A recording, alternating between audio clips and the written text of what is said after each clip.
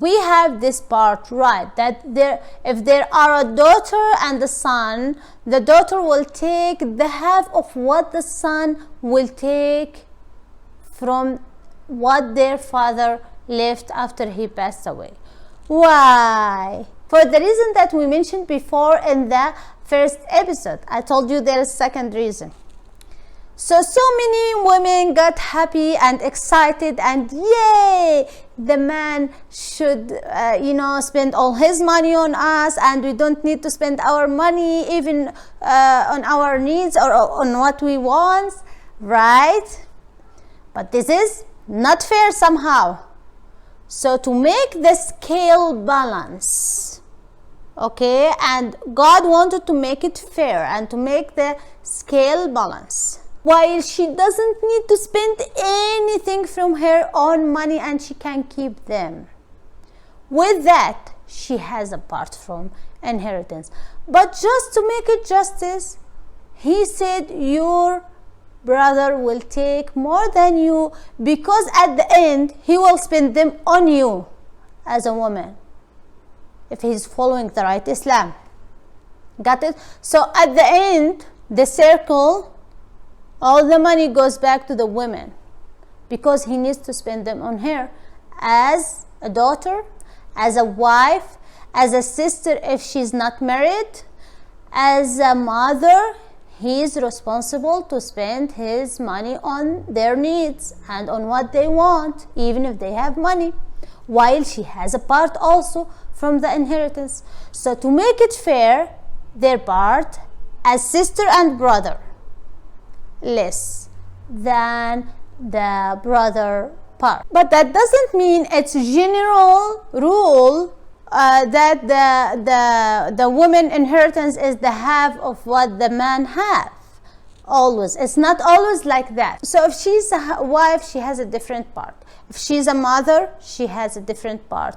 If she's a sister, if she's a grandmother, if she's a granddaughter, so it's totally her part from inheritance. It's different from situation to situation. It depends on the relationship to the person who passed away, how close she is to that person or not close to that person.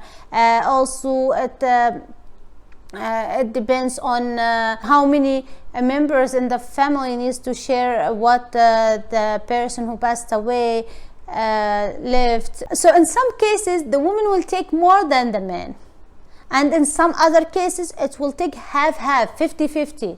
It depends, as I said, on the relationship to the person who passed away. And also the same woman could be a sister, a wife, or a mother, a daughter at the same time. For so many people will pass away, she will have her part from each one. If she collect all these together, it will be much more than we imagine. So it's much bigger and more organized than what we think. So if you want to know more about it, if you want to know some details about it, if she's a wife, how much she will earn, if she's a mother, how much she will get, if she's a daughter, all these things, and if you want to know the exact amount for each case, you can watch the next episode. I'll talk about it from Quran itself. I'll tell you the verses in Quran that shows how much the woman will take from the inheritance in some different cases and situations.